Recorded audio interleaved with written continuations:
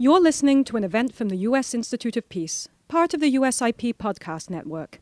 For more information about our work around the world, visit usip.org and check us out on social media.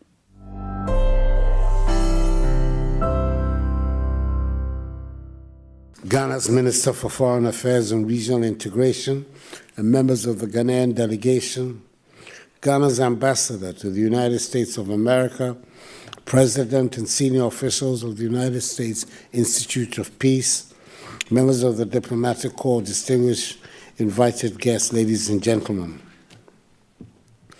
I'm privileged and honored to be with you here this morning at the United States Institute of Peace, having the opportunity to deliver this speech in front of a distinguished audience, which I believe is willing to engage in an open and frank discussion about our shared commitments and to address the issues that affect the survival and prosperity of this and future generations.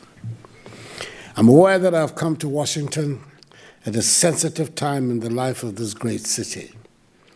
For apart from the daily repercussions of having to deal with the consequences of Russia's 18-month-old aggression against the sovereign nation of Ukraine, the city has now to cope also this week with the effects of Hamas's violent invasion of Israel, with all its repercussions for peace in the Middle East.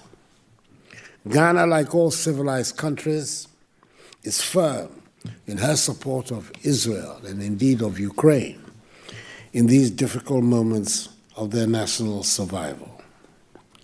It is against this background that I've come here from Accra to speak on this prestigious platform about democracy and security in West Africa. I'm, however, comforted in doing so, in the knowledge that the inhabitants of this city are aware of the global responsibilities of their nation in upholding freedom, democracy, and security, not just here at home in America, but also across the whole world. Ladies and gentlemen, there should be no disagreement about the intensity and scale of the challenges that confront our world and the urgent need to address them. We're all agreed that the world is in turmoil and we're confronted with perilous situations. Terrorism and violent extremism, climate change, food insecurity, political stability in parts of Africa, post-election violence, health pandemics, energy crises, rising commodity prices, geopolitical tensions, the conflicts in the Middle East and the needless war in Ukraine, amongst others, have weakened the foundational pillars of multilateralism. There has never been a time where all these malevolent forces have combined in such a manner to bring hardships to the world. We are indeed operating in the most challenging and difficult of times. The interlocking challenges and the convergence of crises we face pose existential threats that require our immediate solidarity and collective action.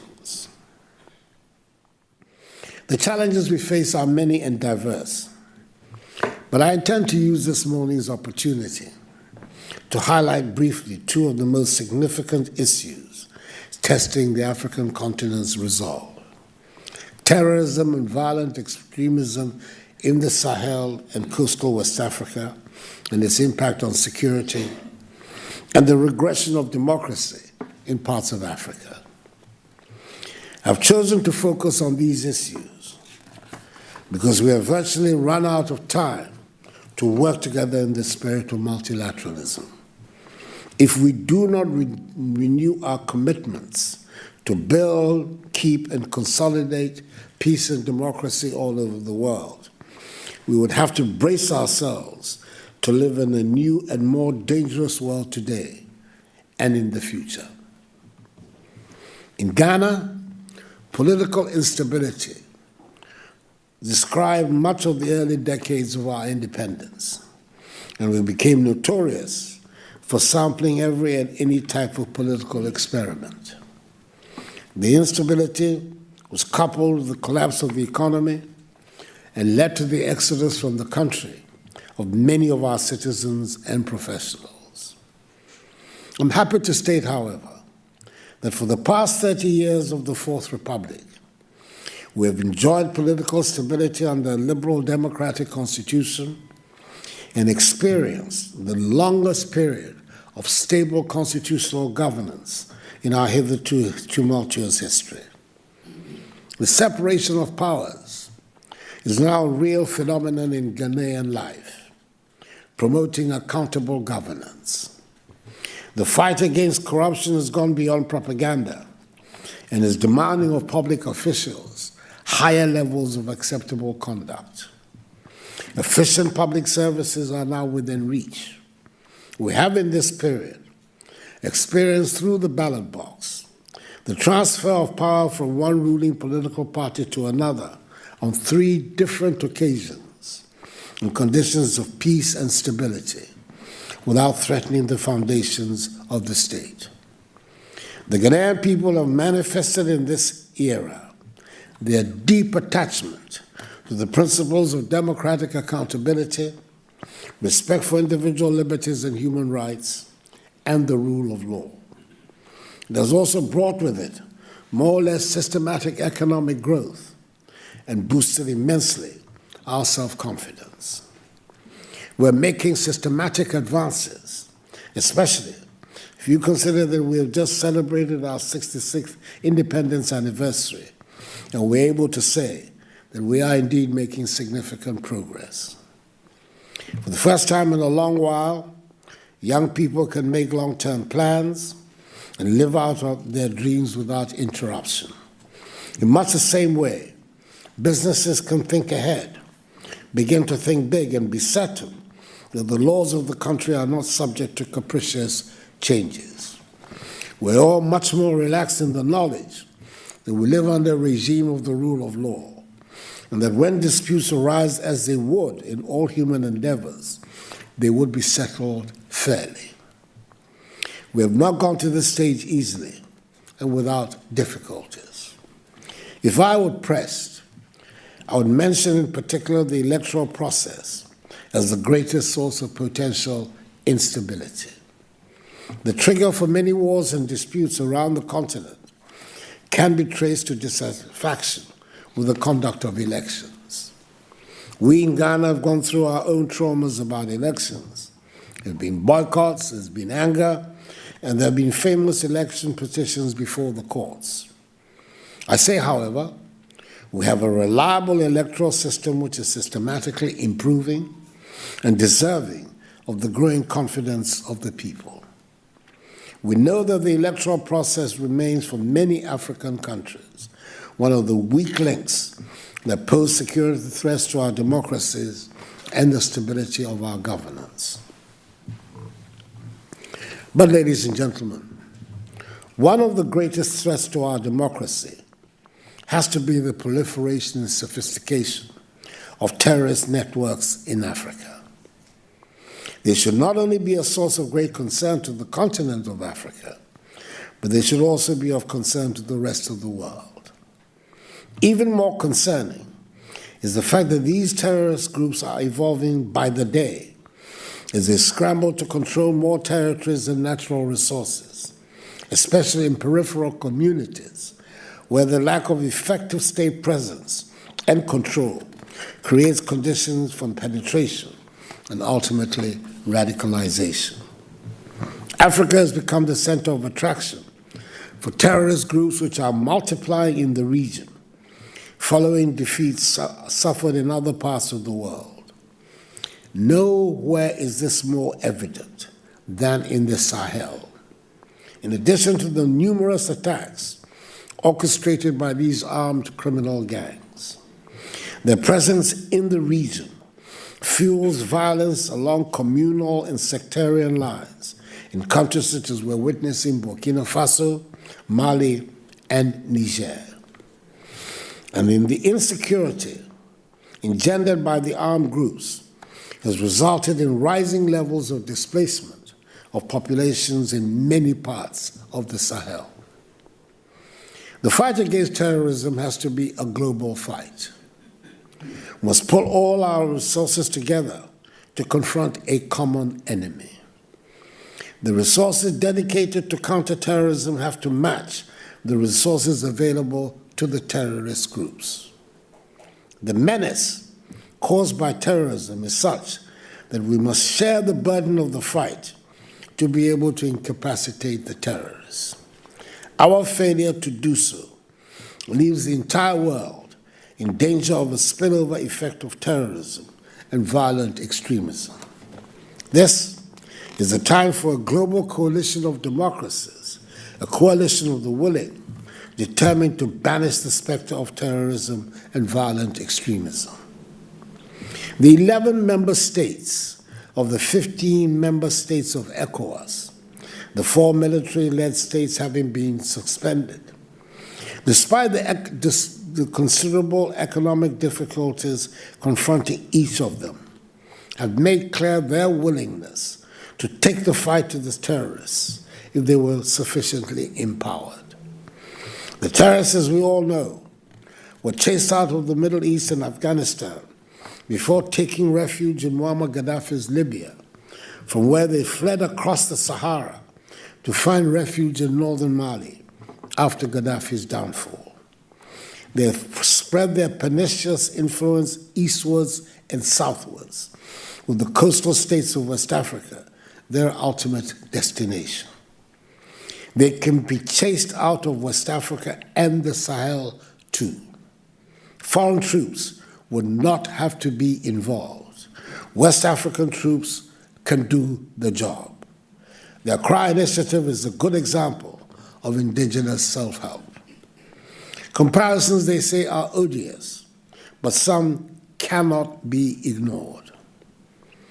The Russian war on Ukraine has elicited, according to my information, some $73.6 billion United States dollars in American support for Ukraine, $138.8 billion United States dollars from the European Union and its institutions, and $14.5 billion United States dollars from the United Kingdom. On the other hand, the security assistance from the US, the EU, and the UK to ECOWAS have in total, in the same period, amounted to $29.6 million. Unfortunately, the disproportionate impact of the COVID-19 pandemic on developing countries has left many countries and regional bodies, particularly in the Sahel, in very dire economic situations. This has compounded the challenges we face in the mobilization of resources to fight terrorists in our backyards. This is the time we must therefore insist that the provisions of Chapters 7 and 8 of the UN Charter are put into full effect to help provide the support required to defeat terrorism and violent extremism. It is certainly not the time for the Security Council to be downplaying its commitments in the area. Ladies and gentlemen, we cannot gloss over recent happenings in the democratic space when discussing the challenges of our time. The resurgence of unconstitutional changes of government in some parts of Africa creates a leadership vacuum which inhibits our efforts to address the security problems facing the continent. We'll see military takeovers in Guinea, Burkina Faso, Mali, Niger, and Gabon, and a failed coup attempt in Guinea-Bissau. Military takeovers expose further the fragilities of democratic governance in Africa, with these takeovers taking on a now common pattern. The problem we have, and this would apply to most countries on the continent, is that we have already lost so much time that we cannot afford a slow period of growth. We have a dynamic, restless young population who demand and deserve the best in the world. They're not in a mood to wait for the dividends from a slow progression, as the trek across the Sahara vividly illustrates. The pressing challenge for us in Africa is how we negotiate successfully the interface between elections and democratic governance, institution building and development, poverty and economic growth, stability and jobs, with the overriding objective being enhancing the dignity of the African. There's little doubt that the extension of term limits by some leaders to strengthen their grip on power creates fertile grounds for military interventions to feed on discontent. Dealing with the problem of coups, therefore, may well start from the civilian governments, which have the primary responsibility to build trust in the democratic dispensation in these challenging times. There should be no backtracking, backsliding in support for democratic values anchored on the promotion of the rule of law and respect for human rights.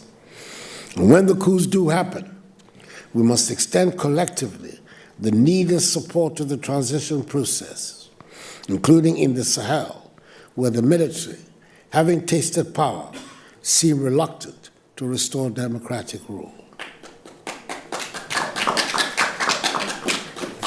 There is also little doubt about the malevolent influence that is coming from abroad, especially in digital media and sometimes offline media, to assail democratic institutions and practices through ongoing misinformation and disinformation campaigns.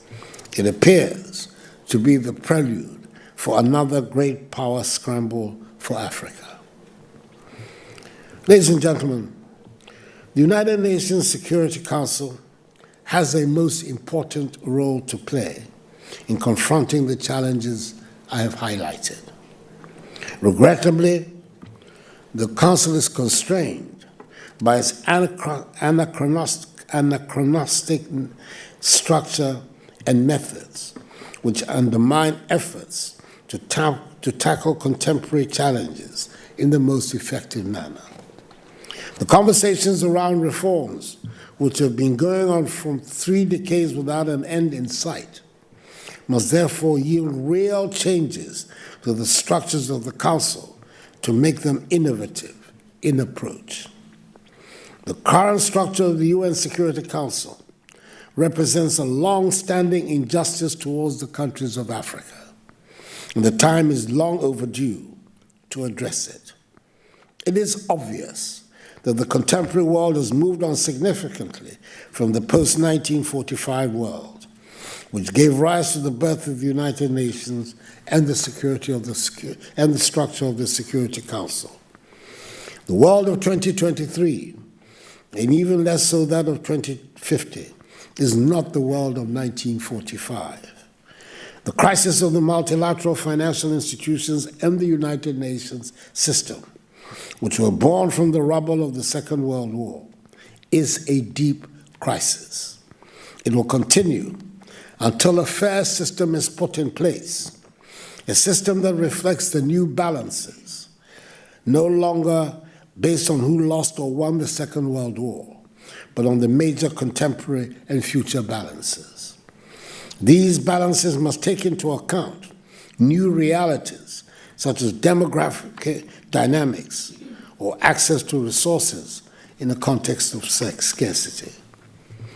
In its current state, the Council is finding it increasingly difficult to propagate the rule of law and democratic principles. The use of the veto as an instrument of great power interest is denuding the Security Council of a great deal of legitimacy as the principal instrument for the maintenance of international peace and security. The African Common Position on UN Reform, based on the Azawini Consensus, is of even greater relevance today than it has ever been. It is essential that it be brought back to the center of global discourse.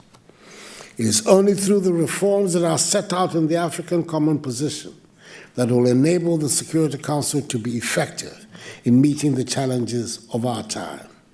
And it is only through its effectiveness in maintaining international peace and security that the Council can remain credible, legitimate, and relevant.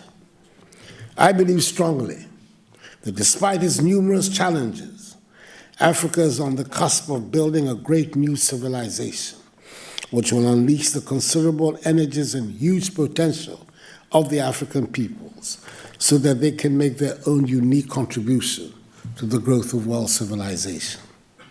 By 2050, the population of Africa will be 2.5 billion, all things being equal, up from the current figure of 1.3 billion, which will mean that 1 in 4 people on the planet will be an African. The median age for this population will be 25 years. A dynamic, young, active population sitting on the resources of the world's richest continent in mineral resources and arable land would be a powerful magnet for transformative investment and cooperation. Its potential to generate unprecedented levels of global prosperity are immense. Pax Africana is to be welcomed and cherished. I thank you for your attention.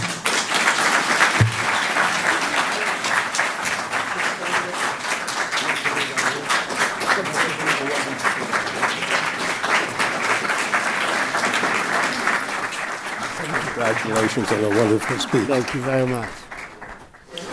Oh, wow.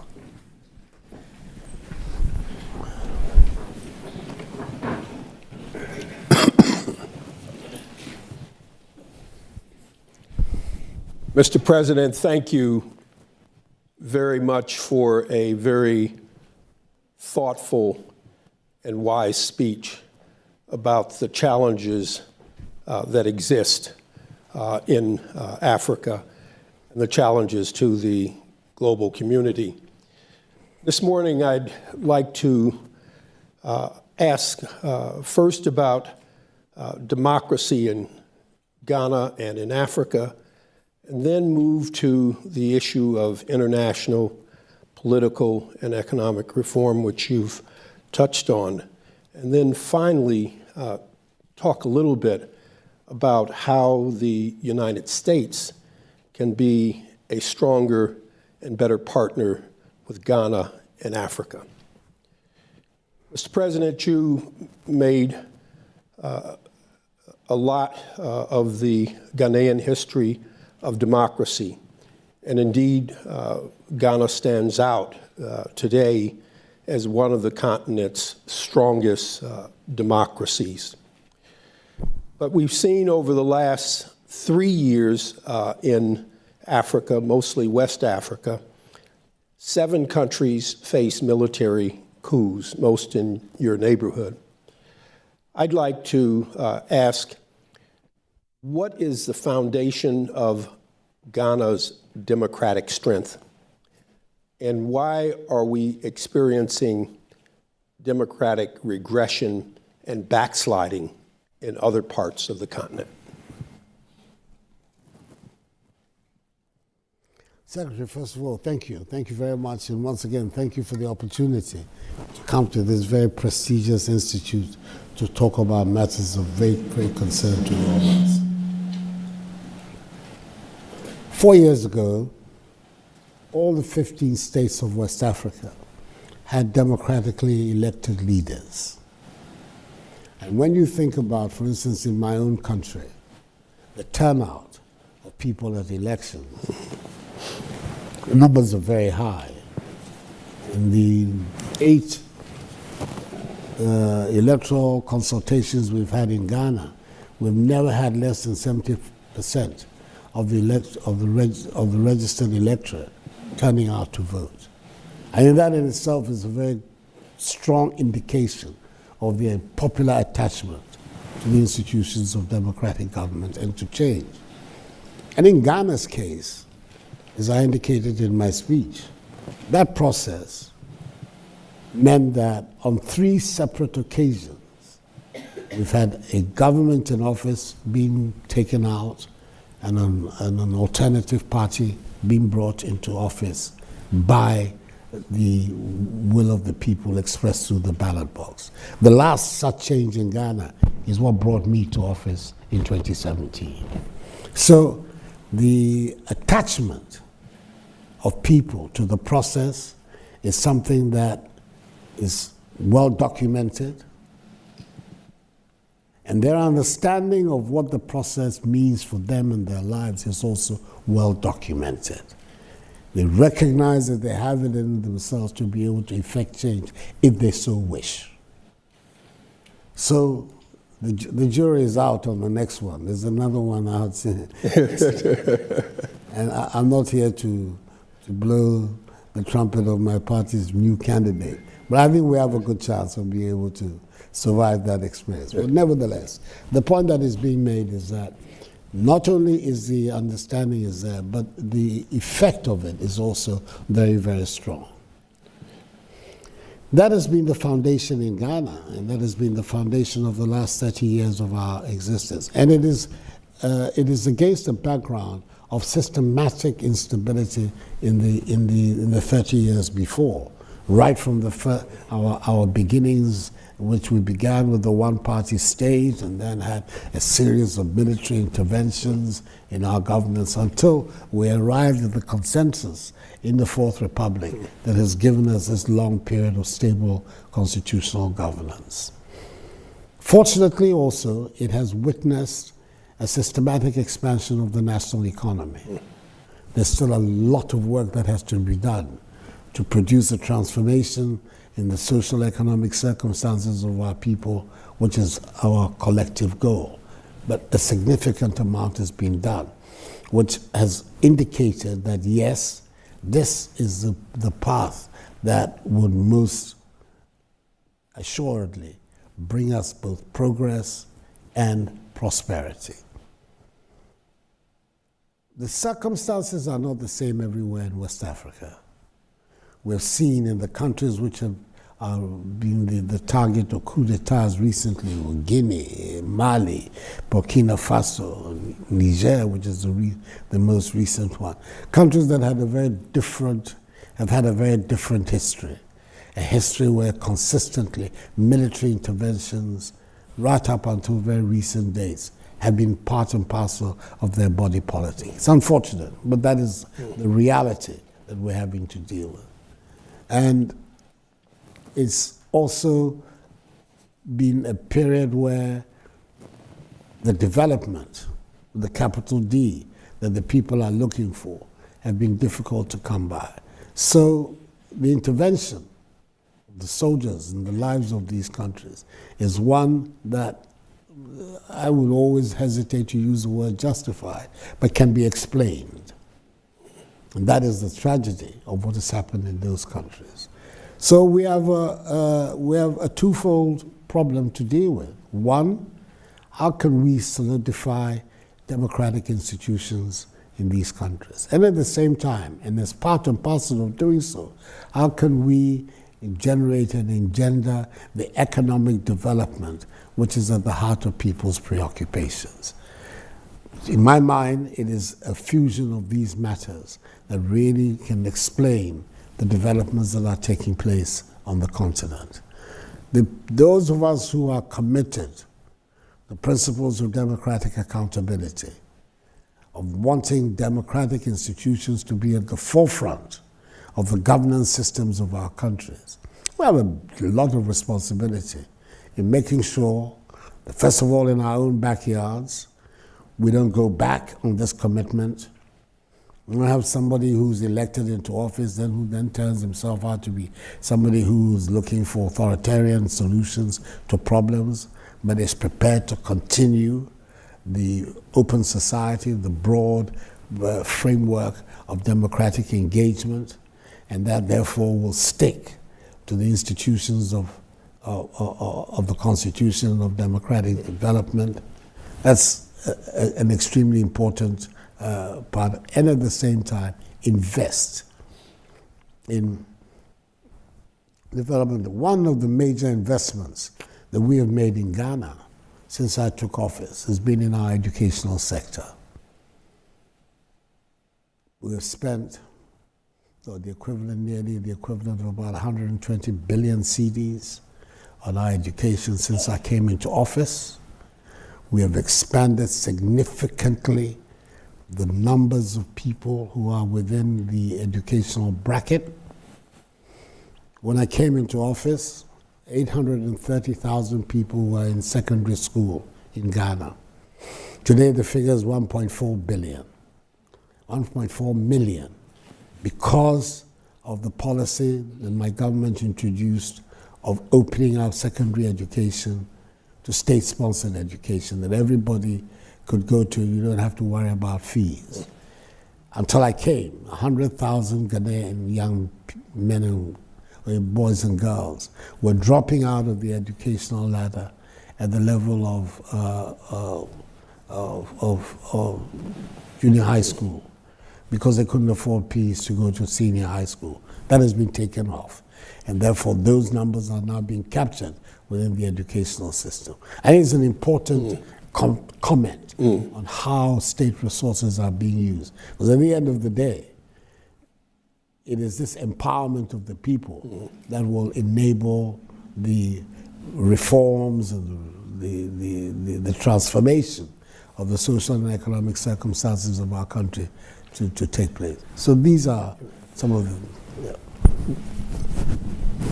You have a very large regional, sub-regional organization in ECOWAS. What role does ECOWAS have to play in supporting and sustaining and advocating for democracy? What role does ECOWAS have in advancing policies that will ensure that people benefit from the results of democratic progress? But as I said, I indicated at the beginning, 4 years ago, right up to 4 years ago, all 15 leaders of the 15-member ECOWAS community were elected leaders. And they were so under a protocol, a regional protocol that bound the 15 nations, the ECOWAS Protocol on Good Governance and Democratic Development, where the region committed itself, one, to recognizing only democratically elected governments as part of its architecture, and secondly, insisting that democratic values be the central unifying value system for the region. And for at least 2 or 3 decades, that is what was taking place. ECOWAS's commitment to democracy, to the unity of our nations, was such that it was ECOWAS that led the processes for ending the Liberian Civil War, ECOMOG, some nearly 30 years ago. The same in Sierra Leone, the same in Cote d'Ivoire. And in recent times, it is this same commitment that has led ECOWAS to intervene in the affairs of Guinea-Bissau and in the Gambia, where an elected leader refused to go after he had been thrown out by the people. So, as far as the commitment of ECOWAS is concerned, it has been very clear. And it has meant that every time the principles have been violated, as we saw in Guinea, in Burkina Faso, in Mali, and in Niger, ECOWAS did not hesitate to apply the full scale of the sanctions of the protocol to these countries, to make clear our distaste for military intervention in the lives of our various states. The community has also built up a regional organization that is also very vigilant in assisting, within limited means, the various 15 member states in their economic planning and development.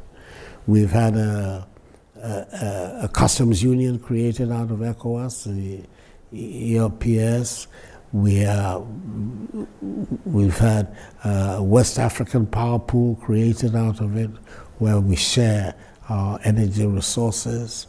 We have had a West African health organization, which enables us also, once again, which was very critical at the time of the COVID pandemic, leading the coordination of the regional response to the COVID pandemic. So these regional institutions are also there that have been effective in assisting the 15 member states in dealing with their specific problems. And so it has the ECOWAS has not been just an organization in paper. It has been a very functional, working, dynamic organization assisting its members to deal with the problems that it has had. But as I say, the 4 members that have gone out of it at the moment meant that the organization has been somewhat weakened, and we're having to work on to see how quickly we can repair the restoration of democracy to the 4 countries that are the subject of current sanctions. Mr. President, to what extent has conflict and terrorism in the Sahel, as well as climate change, contributed to the weakening of democratic institutions and backsliding in the countries neighboring you, Mali, Burkina, and Niger, in these coups d'etats and military transitions? But I don't think that there can be any doubt that both of these phenomena have been very negative, have had very negative impacts on the growth of democracy in our country. And indeed, in the 4 countries that have suffered the recent military interventions, specifically proposed as a reason for the military intervention has been the inability, allegedly, of, with the exception of Guinea, the other 3 countries, Burkina Faso, Mali, and Niger, of the civilian authorities to deal with the terrorist insurgencies in their 3 countries.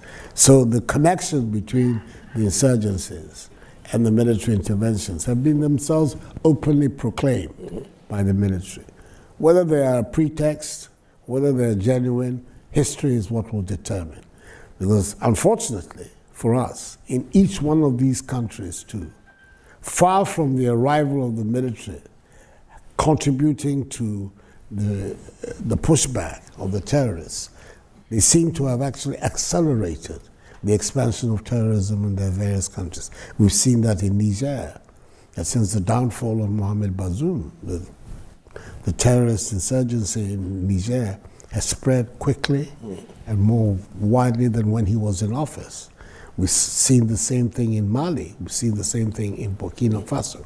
So the connection, which was asserted at the beginning of military intervention in these countries, is not being borne out by the results. But these are the reasons that were given. So clearly, there is some nexus between terrorists and the unconstitutional changes of government.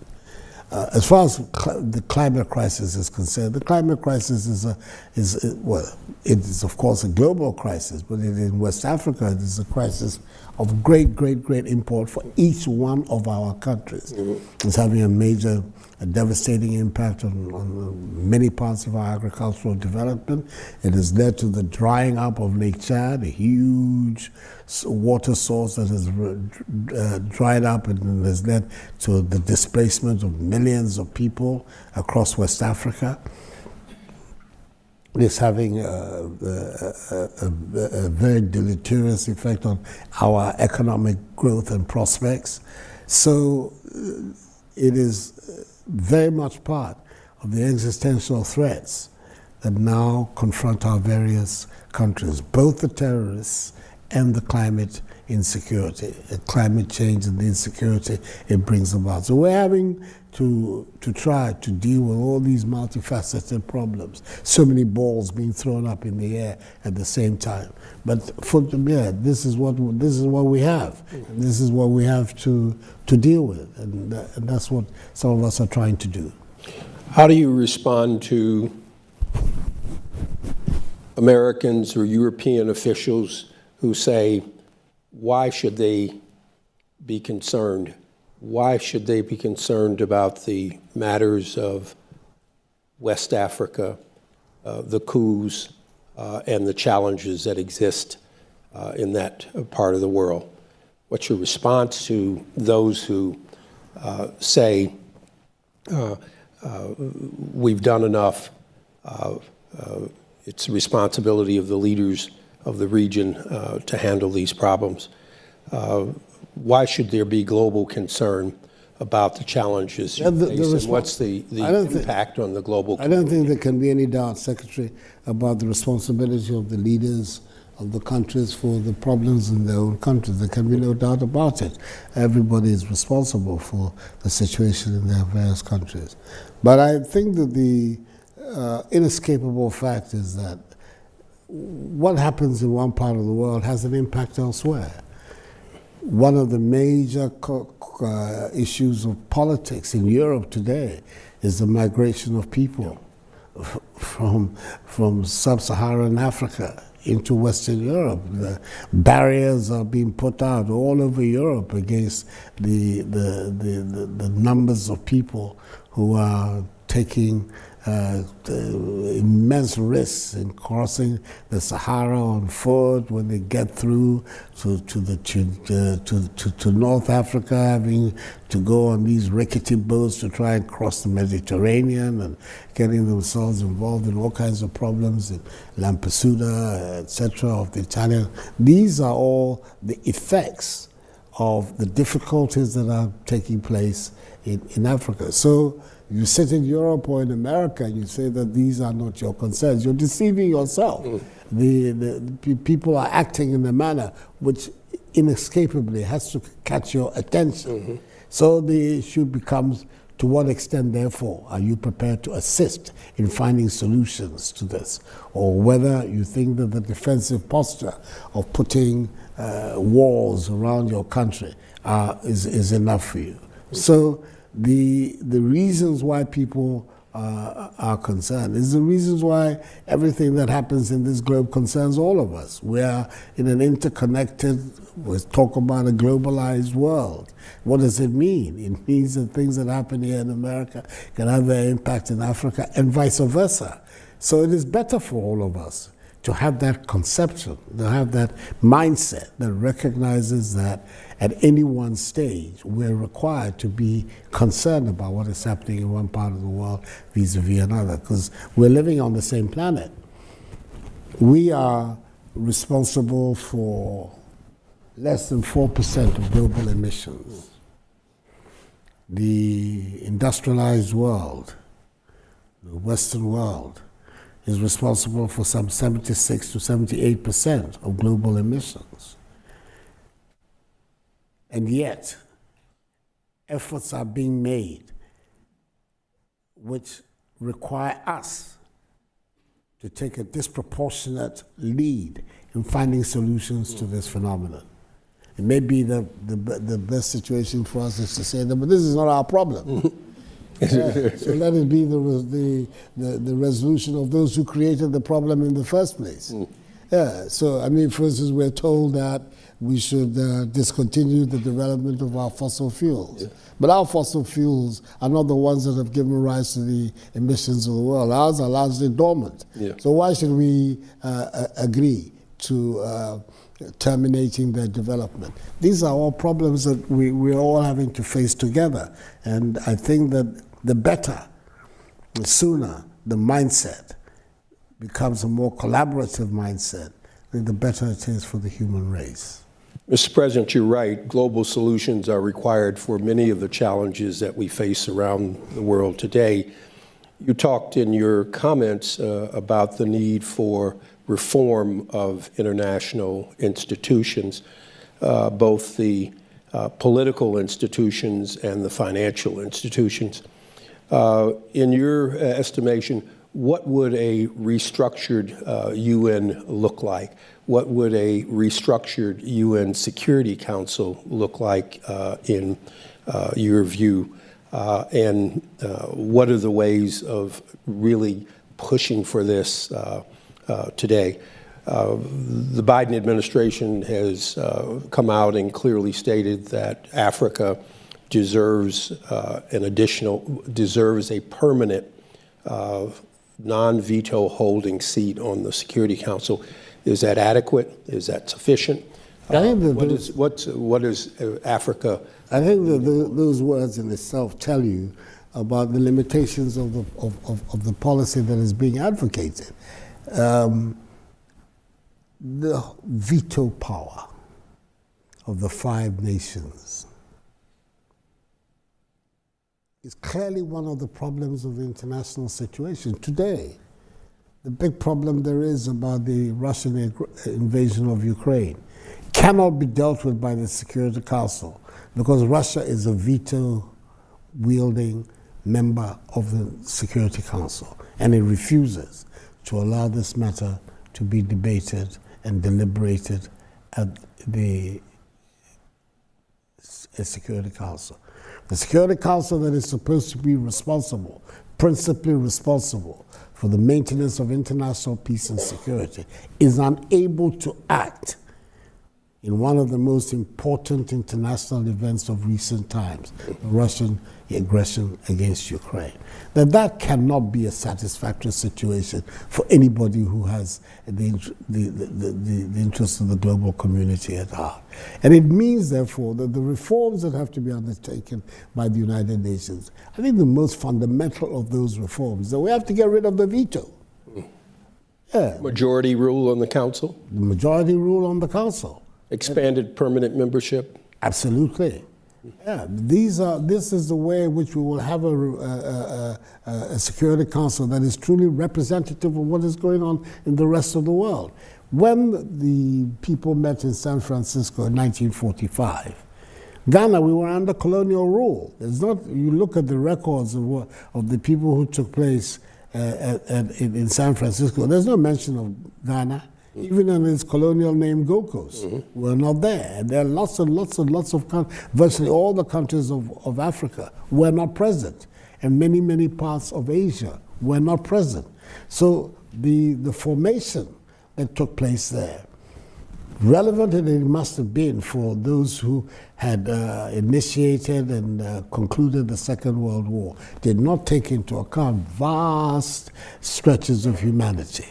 Today, these countries are now present on the international security. And therefore, there is a need to create a council and its governing, United Nations and its governing institutions, which take into account the presence of all these people. And Mr. President, does that mean an advocacy for not just one, but for 2 permanent African seats? I think that the discussions have to, of course, I mean, there's a representative nature. China is the only one that represents Asia. There are other major Asian countries, India, Japan, Indonesia, whose claims to representation cannot be ignored. With this, the same, there's nobody from Latin America, so Brazil, Argentina, they're not there. You come to our own continent, Nigeria, South Africa, so the discussions have to focus on finding an equilibrium for determining the contours of representation on the council, and secondly, to have a functioning of the council that recognizes that we can never be in a situation whereby one nation, by its exercise of the veto power, can prevent discussions on this or that issue. That there will always be at any one time majorities for how the humanity views progress in particular part. So yes, an expanded membership of the council, which makes it a much more representative body. Secondly, a council that operates like our countries do. People are elected by majority vote to go and pursue particular policies. So the council also should be a council that works at the global level on the basis of majority decision making. it's too much to ask for unanimity, because that will mean a different kind of blockage. But that majority's work, I think these are some of the fundamental contours of the new UN Security Council, in which some of us are very keen on seeing come into being. Equally, the international financial institutions here in this town, the IMF and the World Bank, have dominated the global financial institutions. What kinds of reforms do you think need to be made in those institutions? I know there's a IMF meeting going on this week in Marrakesh, and the managing director of the IMF has announced that there will be a request for one new African executive director position, to give Africa 3 executive directors on the executive board, raising Africa's voice and profile in the institution. Is this enough? And is the... Well, it's certainly a step in the right direction. There can be no doubt about that. And the subsequent measures that can be taken around that, all of these are clearly steps in the right direction. But I think at the end of the day, there's a more fundamental reform of the Bretton Woods institutions that we have to look at for this 21st century. It has now become obvious, when you're talking about mobilizing global resources, there is much more resources in private hands now than there are in the hands of public institutions. I mean, I don't know what the exact equation is, but I believe it's an equation that is at least 1 to 10 as to what is in the private sector vis-a-vis what is in the public sector. So finding a way where private and public sectors can be brought together to assist in the process of global mobilization has to be the key that all of us are looking at. And my own understanding, the understanding of our government, is that the 2 key institutions, the IMF and the World Bank, should now be looking at themselves as being catalysts for mobilizing these greater resources that there are in private hands to assist the whole process of global development. And the role that they will play of being facilitators, guarantors, insurance, of taking the whole process of de-risking the difficulties of the private capital will have in moving into areas, especially, quote, in the so-called global south, has to be the main preoccupation of the reform of the system. Yes, the reforms in terms of positions, of giving more space for voices from Africa and other parts of the world, that's an important step forward. But I believe the more fundamental reform that has to take place is the reform as to the purpose, the way in which these organizations are going to be operating in the future. And I think there we need a more radical shift in attitude, in structure, and in purpose. Agreed. You're absolutely right, Mr. President. Private capital has to be mobilized and incentivized to work alongside these institutions. One last question on the financial side, the BRICS. There's been a great discussion in some parts of the global south about the BRICS. They've expanded to include 2 new African countries beyond South Africa. Do the BRICS offer an alternative? I don't know. Well, the jury has to be out on that. We'll see. Yeah, because as to how they will operate, because the basis on which the choice was made in itself. I mean, Ethiopia, I believe, is one. Mm-hmm. Yes. It's Ethiopia and... Ethiopia and Egypt have joined South Africa as a part of the BRICS. Is there a reason why Nigeria was excluded? So that's what I'm saying, that the jury is going to have to be out on this matter. Yeah. We will see as it goes on whether they will operate any differently from the other global institutions that there are. Understood. Mr. President, as we wind up, let me ask the question, how can the United States be a stronger and better partner to Ghana and to West Africa and to the continent moving forward? What are the things that people in Washington should know about your desires for better and stronger relationships, and what Washington can contribute to that? I think that when we look at the priorities that are confronting us now, for instance, the fight against terrorism in West Africa, the absolute imperative for mobilizing the resources that will sustain economic development. One can see there a lot of opportunity for effective collaboration with the United States of America. As far as, for instance, the terrorist challenge is concerned, many of those who are at the forefront of the terrorist challenge are the same people that American arms and diplomacy has met in other parts of the world. So there's a lot of information and knowledge about how to go about this here in this city, in Washington.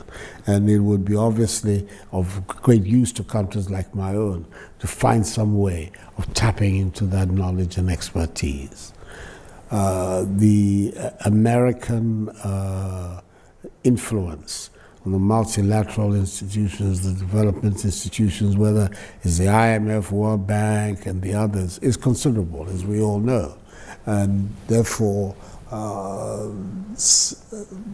involving American support and assistance in the changes that we want into the international financial system and into the process of mobilizing the resources that are necessary for the development of our various countries. There too, the United States can play clearly a very, very prominent and forward role if it so chooses. And we would urge the American people to look at these areas of engagement as ones that will contribute to their own security and development, and therefore to the security of the world as well. One last one, AGOA, the centerpiece of America's trade policy with Africa, will be coming up for renewal within the next 18 months or so. Any thoughts on the importance of AGOA to the continent? It's been useful. It's been useful. There are many, many businesses on the continent that have grown as a result of AGOA. And I cannot understand that there can be any serious reason for terminating it. It should be renewed and continued. It's proved to be a very, very useful tool for developing relations between the continent and the United States, and it should long may it flourish and continue. Mr. President, we've come to our time, and I want to thank you very, very much for sharing this time with us, sharing your advice, your wisdom, and your understanding of the challenges that you see across your country and across West Africa. We also want to applaud the strong democracy that exists in Ghana, and we hope that you will continue to be a strong advocate for democracy, good governance, and human rights, not only in your country, but across the continent as well. We at USIP are enormously proud of the fact that you have given us this time this morning to be with us, and we wish you all the best for the rest of your stay in Washington, D.C. It's been a pleasure to be with you again. So, Secretary, once again, thank you very much indeed for inviting me. It's been a big challenge and a very, very enjoyable one, and I've enjoyed very much the opportunity to engage with you, the President of the Institute, and the others here on matters which I like to think of mutual concern and of interest, both to you and to my own country. Thank you very much. I hope the audience will join me. Thank you for listening to this event. If you'd like to listen to more events or explore our other podcasts, visit usip.org/podcasts.